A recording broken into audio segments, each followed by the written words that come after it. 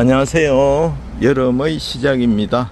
오늘은 맨발 걷기 주의사항과 또 궁금해 하시는 부분들, 구독자님들의 궁금증을 약간이나마 해소할 부분들 몇몇 가지를 말씀드리겠습니다. 첫 번째, 맨발 걷기를 어떤 땅에서 하면 제일 어싱 효과가 좋을까요? 이런 질문을 하시는 분들이 의외로 많습니다. 길을 가다 보면.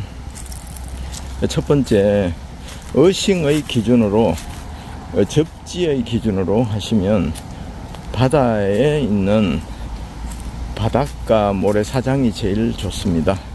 왜냐하면 염분이, 소금기가 있으면 이온의 이동, 전하의 이동이 굉장히 빨라집니다.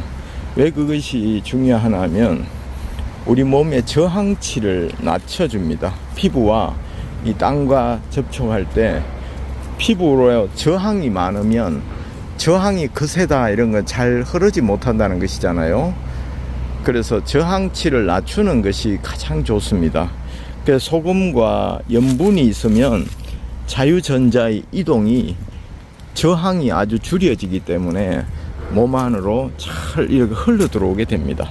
그래서 저항치 하는 것이거든요. 그래, 무슨 영토 분쟁할 때도 저항군이 저항을 강하게 하면 이렇게 땅을 침범하기가 쉽지 않잖아요. 또 밀리고 또 조금씩 전진할 수 있는데, 그러나 저항 없으면 그냥 쫙 걸어서 들어갑니다. 그래서 어싱의 기준으로 볼 때 자유전자의 이동이 아주 중요하기 때문에, 활성산소 제거 때문에 소금물은 특히 인체의 저항을 줄여들고 음이온이 흘러들어오게 아주 좋은 환경을 준다. 이래서 일반 흙의 약 3배의 어싱 효과가 있다고 합니다. 그래서 슈퍼 어싱이라고 하죠. 어싱 중에서도 단연 최고라는 뜻입니다. 그 다음에는 황토를 꼽습니다. 황토는 쫀득쫀득하지 않습니까? 알갱이가 아주 잘게 부스러져 있어서 쫀득쫀득합니다. 거기에 또 찰지기 때문에 수분을 함유해서 보존하는 구조가 됩니다. 왜냐하면 가루가 뻘하면, 뭉쳐지지 않으면 수분이 쉽게 날아가 버리잖아요. 그러나 이 황토는 아주 입자가 찰지게 뭉쳐있기 때문에 같은 조건에서 수분을 유지하는 데 큰 도움이 됩니다. 왜냐하면 수분이 어싱, 접지 효과를 높여주거든요. 수분과 염분이 우리 몸의 저항을 낮추어서 어싱 효과를 높여주기 때문에 황토가 선호합니다. 황토 흙은 참 좋고요. 특히 쫀득쫀득한 질감 자체도 좋고, 또 그렇기 때문에 바닷모래, 그 다음에는 황토입니다. 그 다음에는 일반 흙입니다. 마사토나 모래 땅, 학교 운동장 이런 데 있지 않습니까? 그리고 일반 흙 이런 데도 어싱의 효과는 기본적으로는 되는데, 굳이 또 나누자면 그렇다, 이런 생각입니다. 그리고 두 번째로는 맨발 걷기를 걸으면 얼마나 오래, 얼마나 자주 해야 할까요?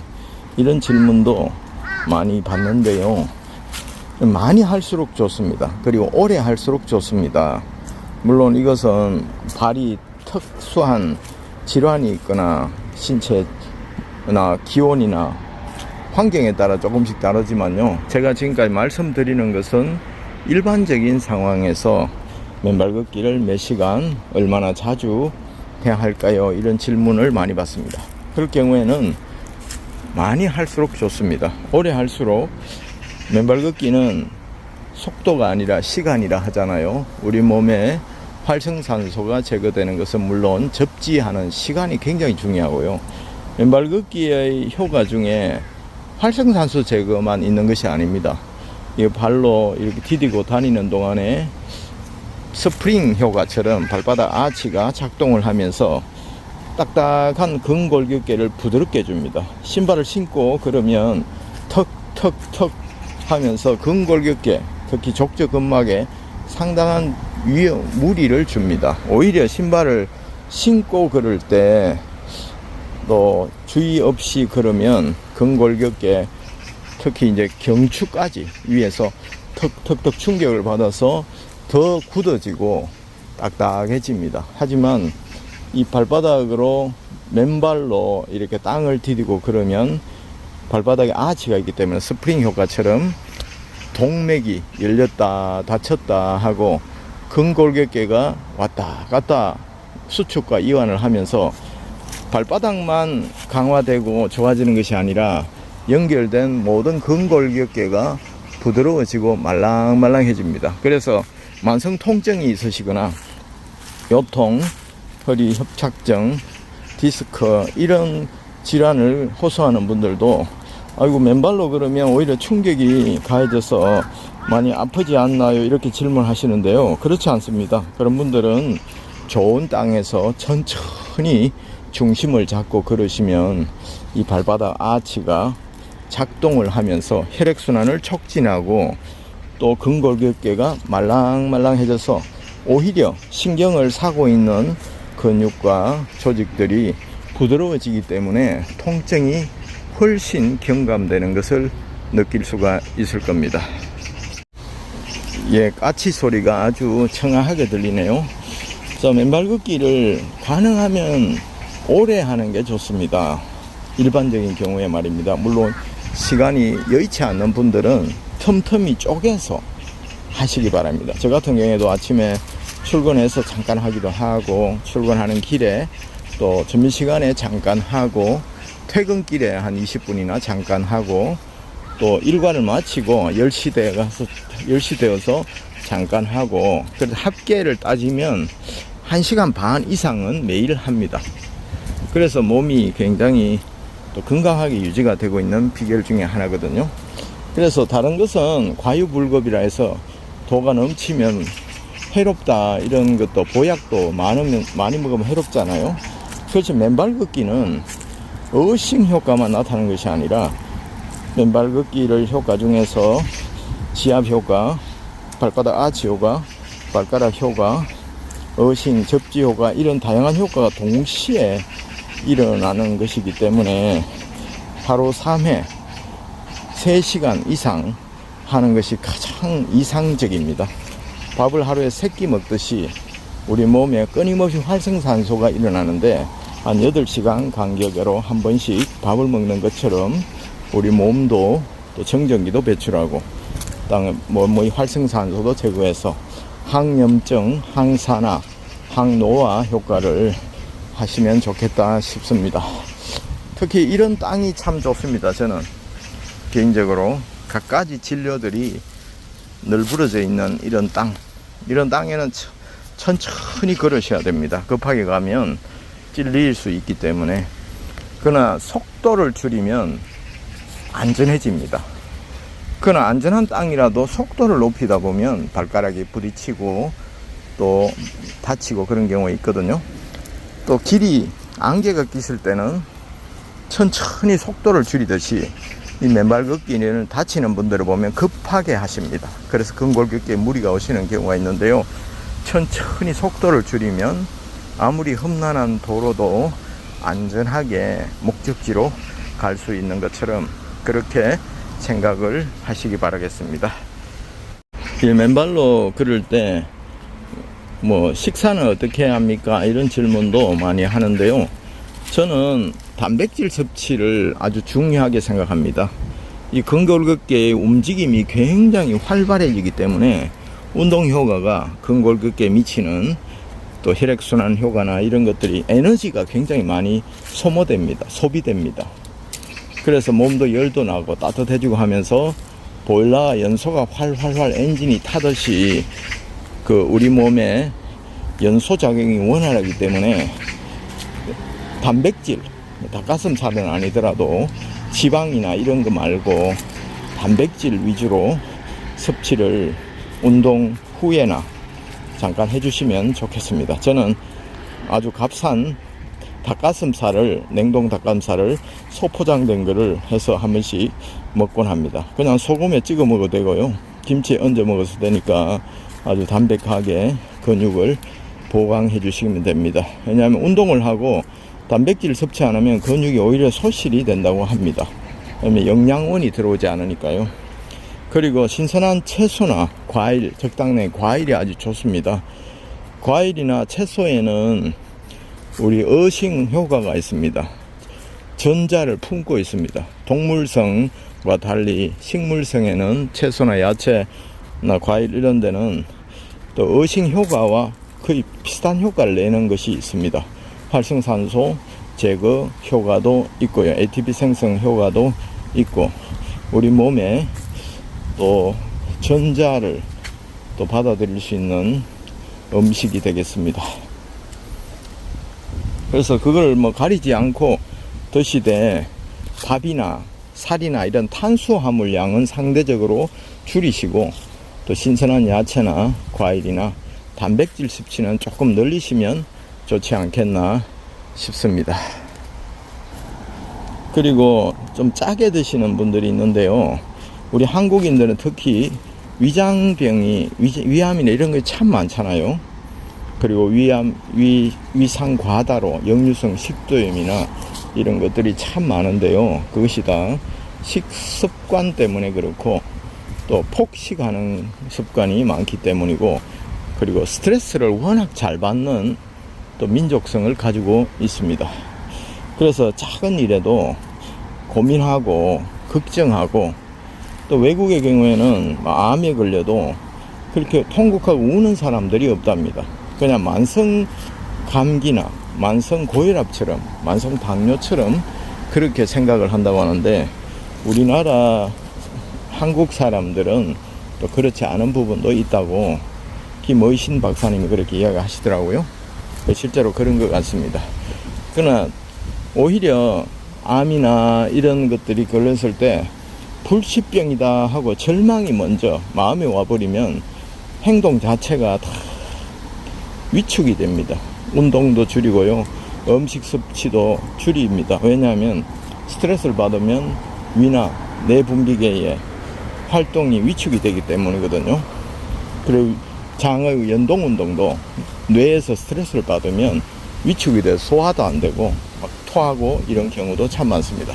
그래서 이것을 담담하게 받아들이고, 암 나을 수 있어, 암 함께 가는 친구야, 잘 다스리면서 지나가야 이 또한 지나가리라, 이렇게 스트레스를 마음에 품으면 독을 품는 것과 똑같기 때문에 적당한 스트레스는 삶의 원동력이 되지만, 과도한 쓸데없는 스트레스는 오히려 몸을 망치는 주범이 되니까 어떤 약을 먹어도 스트레스를 받으면 그것이 효과가 뚝 떨어집니다. 그런 부분 또 유의해 주시고, 음식은, 그리고 또 한 가지, 이렇게 의식을 하는데 맨발 1년 했는데 살이 안 빠져요, 이런 분들이 의외로 많이 계세요. 그 식성 습관이 굉장히 중요합니다. 저 같은 경우에는 78kg에서 지금 72, 3 왔다 갔다 합니다. 뭐 특별한 다이어트 약을 먹거나, 아직도 조금 더 빠져야 되는데요, 제 키에는 그런 것이 아니라 단지 꼭꼭 씹어 먹은 것 뿐입니다. 우리 인체는 꼭꼭 씹어 먹을 때 훨씬 양이 줄어듭니다. 왜? 포만 센서가 작동하는 시간이 있는데 15분인가 폭식해버리면 포만 센서, 배부르다, 그만 들어와라, 이 센서가 작동하기 전에 꽉 차버리는 거예요.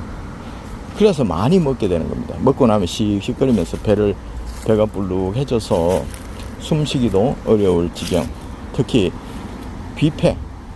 뷔페 식당, 이거는 정말 잘 먹으면 본전이고 폭식하면 독입니다. 그래서 내 몸에 해가 되는 것이 뭐고 또 이득이 되는 뭔가 냉정하게 판단하셔서 맨발 걷기 하시면서 폭식이나 식습관도 이제 꼭꼭 씹어 먹는 것, 꼭꼭 씹어 먹는 거 의사들이 매년 강조하잖아요, 매번. 근데 그건 한쪽 귀로 듣고 한쪽 귀로 흘려버립니다. 꼭꼭 씹으면 침에서 아밀라제가 나와서 충분히 소화가 되고, 또 어떤 박한 음식이든지 반찬이든지 달콤해집니다. 소화 효소와 섞여서. 실제로 해보신 분 계실 거예요. 한 50번 씹으면 맨밥도 충분히 밥을 먹을 수 있습니다. 보리쌀도 충분히 씹으면 거기서 달콤한 향기가 납니다. 그래서 정말 음식을 미식가들은 고유의 식재료의 맛을 즐기거든요. 음미하지 않습니까? 그러나 우리는 뭐 양념을 바르고 절이고 무치고 두루치기 하고 음식 자체의 것을 질감이나 느낌을 맛보기보다는 그냥 혀에 길들여진 맛, 혀에 길들여진 맛 때문에 위가 큰 손해를 보고 있다는 것.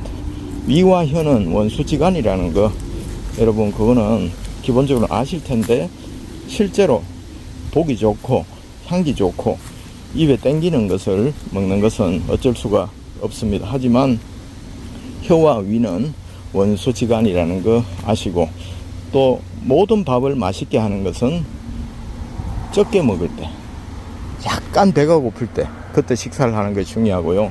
의무적으로 의무방거전처럼 땡 하면 밥 먹고 땡 하면 또 식사하고, 아이고 배가 별로 안 고픈데 땡 하면 또 정량을 해치우고, 이렇게 하다 보면 조금씩 칼로리가 쌓입니다.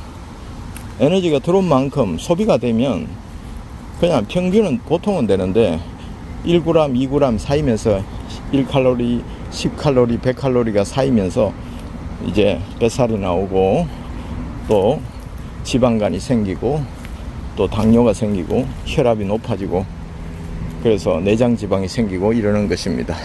그래서 제가 말씀드리고 싶은 것은 식사를 하실 때 반찬부터 먼저 먹어라.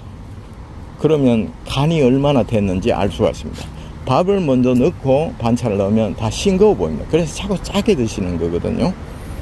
그 반찬부터 꼭꼭 씹어서 드시고, 탄수화물, 특히 살이나 이런 것들의 양은, 밀가루 이런 것들은 줄이고 그 대신 신선한 야채나 이런 반찬들로 하시고, 맨발 걷기 전이나 후에는 닭가슴살이나 그렇게 비싸지 않습니다. 그리고 또 생선이나 이런 것들을 위주로 조금씩 드시면 건강에 아주 좋습니다. 경주 황성공원에는 몽돌 지압길이 두 군데 조성이 되어 있습니다. 저도 천년 맨발길, 황토길을 한 바퀴 돌 때마다 곳을 가로질러서 있습니다. 순환로에 있는데 거기에 천천히 또 지나갔다가 또 한 바퀴 돌 때 또 지나가고 이렇게 합니다. 그래서 비율을 한 10대 1 정도로 그렇게 합니다. 그래서 지압은 너무 오래 하면 오히려 염증이 생기거나 뭐 발에 무리가 생길 수 있기 때문에 한 10바퀴 돌면 한 바퀴 정도의 시간, 그렇죠? 그 시간은 만약에 1시간을 돌면 5분이나 이 정도, 5분이나 7분 정도는 몽돌 지압에 올라가서 이렇게 지압을 합니다. 그래서 이 지압판도 효과가, 이제 그런 지압판은 효과가 좋죠. 야외 노천에 있는 지압길은 어싱 효과도 있고 아치 효과도 있고 발가락 효과도 있고 또 지압 효과도 다 있습니다. 하지만 가정에서 이제 기성품으로 나오는 천에 이제 코팅한 돌을 얹은 본드로 붙인 지압판, 이런 것도 지압 효과는 있습니다. 안 하시는 것보다는 훨씬 낫습니다. 혈액순환에도 도움이 되고요. 또 용천혈도 자극할 수 있고요. 하지만 맨발 걷기의 효과는 지압 효과만 있는 게 아닙니다. 또 어싱, 지구의 중심과 접촉할 때 자유전자가 이동해서 우리 몸의 활성산소를 빼내주는 어싱 효과도 있고, 발가락이 자유롭게 움직이면서 발가락과 연결된 기관의 반사요법으로 자극하는, 좋아지는 효과가 있고, 또 아치가 발바닥에 족궁이라고 하죠.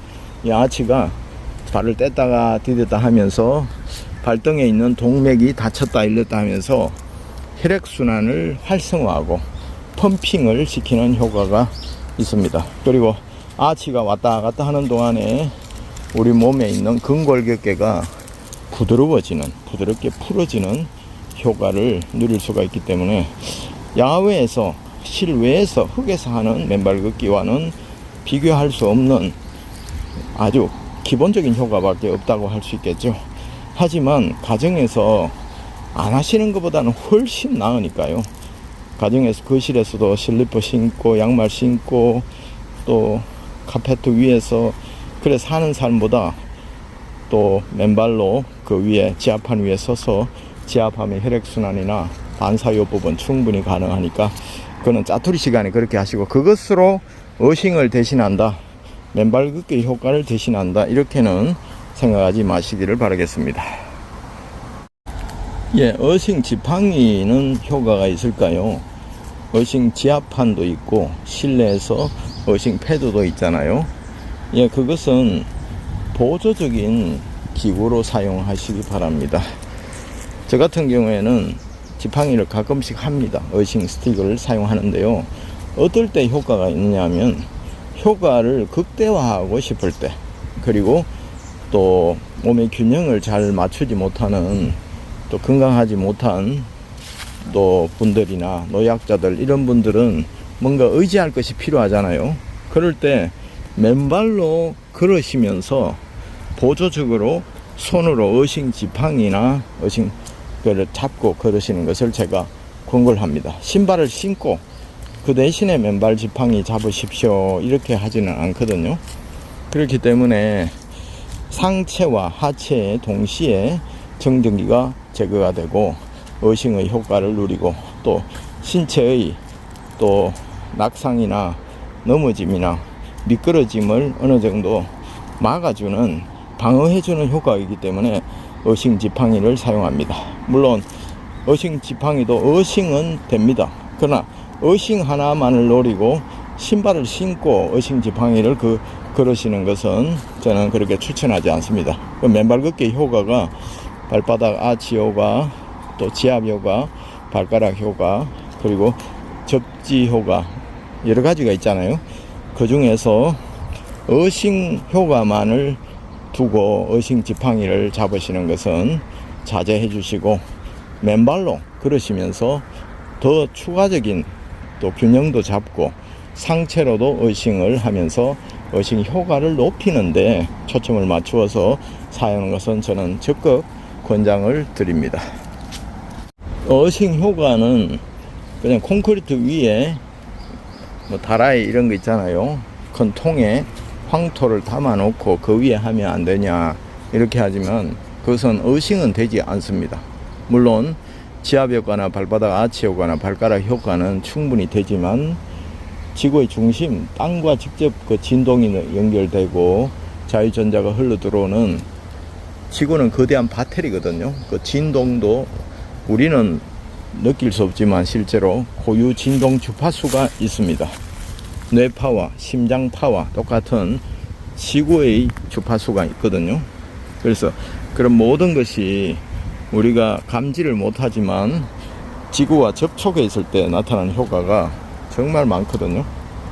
그러나 큰 통에 흙만 담아서 그 위에 하는 것은 이제 어싱은 되지 않는다. 단 어싱이 되는 방법은 또 밖이 또 흙이 있다면 잔디에 정원에 이렇게 동파이프를 묶고 구리선을 연결해서 그 다라이에 있는 흙에 꽂고, 구리를 꽂고 구리선을 묶고 그게 이제 물을 촉촉하게 해서 하면 어싱 효과는 있습니다. 그러나 직접 땅을 밟는 것보다는 아무래도 저항이 많겠죠. 오는 과정에 저항치가 높을 겁니다. 하지만 어싱이 전혀 안 되는 건 아니니까, 그리고 콘센트에도 접지만 연결한 콘센트 플러그를 꽂아서 거기에 또 다라이에 있는 흙에 또 구리봉을 묶고 촉촉하게 물을 적셔서 그렇게 하셔도 접지는 됩니다.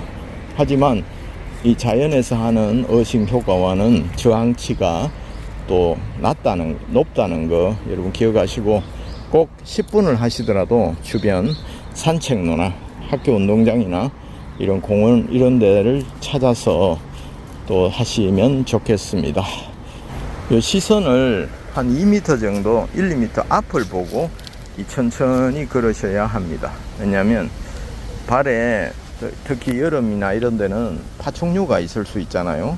석 지나가는 수가 있거든요. 저도 한두 번 마주친 적이 있는데 숲길을 가다가 그런 것도 주의하셔야 되고요. 앞에 유리 조각이나 특히 해빙기 이후에는 묻혀있던 땅에 있는 유리 조각이나 병 조각 이런 것들이 돌출해서 부풀어 있는 경우가 있습니다.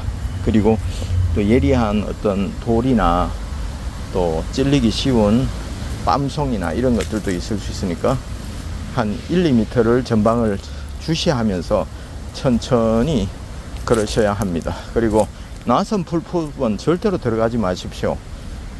또 풀숲에는 가을에는 쩌쩌가무시 병도 있지만 그리고 위험합니다. 또 신발을 신고 등산화를 졸라매고 그런 데는 유산소 운동을 하시고요. 꼭 안전하고 개방된 시야가 탁 트인 맨발길로만 하셔야 오래 건강하게 후회하지 않고 하실 수가 있습니다. 그리고 맨발 걷기는 올라갈 때보다 내려갈 때가 훨씬 위험합니다. 무게 중심이 불안정하기 때문인데요. 그래서 이제 어싱 지팡이가 가벼운 알루미늄 지팡이 이런 것을 권장합니다. 그럼 내려올 때 짚고 안전하게 내려. 저도 지팡이 없이 비가 온 후에 산길을 내려오다가 크게 다칠 뻔한 적이 있었습니다. 물론 엉덩방아를 쫙 미끄러져 찧었는데 날카로운 돌이 없어서 그냥 몸 흙만 묻고 이렇게 왔지만 특히 연세가 많으신 분들은 대책 없이 빠른 속도로 내려오시는 것은 정말 주의하시고요.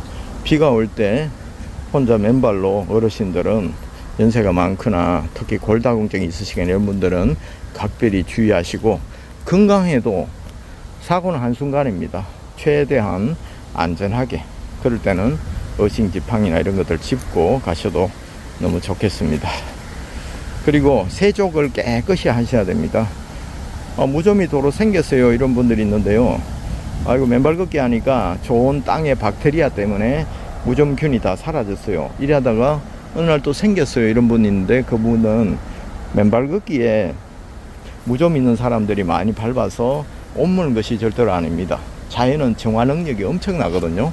자외선과 햇빛과 바람 이런 것들 다 살균을 합니다. 흙 자체에 무수한 미생물들이 있어서 분해를 시켜버립니다. 발효를 시켜버리고. 그래서 맨발 걷기에 조금 이제 숙달이 되면 발 관리를 오히려 소홀히 하는 경우가 생길 때 발가락 사이를 깨끗이 씻거나 건조하거나 그렇게 살피지 않고 건강하니까 그냥 툭툭 털고 대충 씻고 그러다 보면 또 무좀이 새롭게 생기는 경우가 있습니다. 그래서 특히 맨발 걷기 이후에 하시는 분들은 발 관리, 발가락 사이, 지간 사이를 꼼꼼하게 체크하시고 발라주시고요. 특히 이제 겨울이면 각질이 생깁니다. 특히 발 뒤꿈치 쪽에 생기는데요. 풋크림, 그것이 비싸면 바세린 로션 이런 것을 매일매일 조금씩 발라주시고요. 한 1, 2주에 한 번씩 저는 바셀린을 깨끗이 씻고 난 후에 듬뿍 바릅니다. 그래서 비닐 랩이나 비닐 봉지로 씌웁니다. 그래서 얇은 양말을 신고 하루 밤을 잡니다. 그럼 다음날 보들보들해집니다. 그래서 발 관리를 그렇게 깔끔하게 해주시면 발이 어린아이 발처럼 포동포동하고 발바닥 근육이 늘어서 탱탱하고 말랑말랑해져서 또 혈색이 확 돌면서 건강한 발로 바뀐다는 거. 지금 발이 푸르죽죽하고 피부가 얇고 약간만 걸어도 아야 하시는 분들은 1년만 걸어보십시오. 아니 6개월만 꾸준히 1시간씩 걸어보시면 내 발이 이렇게 튼튼했나 이렇게 통통했나 이렇게 느낄 수가 있겠습니다. 다른 데 통통해지는 것이 아니라 발바닥이 통통하고 탄력이 있어진다는 거 여러분 선홍빛으로 빛나는다는 거 여러분 기억하시길 바라겠습니다. 오늘은 맨발 걷기를 처음 시작하시는 분 그리고 하시는 분들 중에 궁금증 몇몇 가지를 한번 짚어보았습니다. 그리고 주의사항도 몇 가지 말씀드렸고요. 여러분 맨발 걷기는 속도가 아니라 시간이다. 접치한 시간 그리고 느리게 살아가는 법을 다시 회복하는 길이다. 급하고 스트레스 받고 살아가는 인생에 한번 쉼표를 찍어주는 것이 바로 맨발 걷기의 매력이다. 건강의 요소다 싶은 생각이 들어집니다. 화이팅!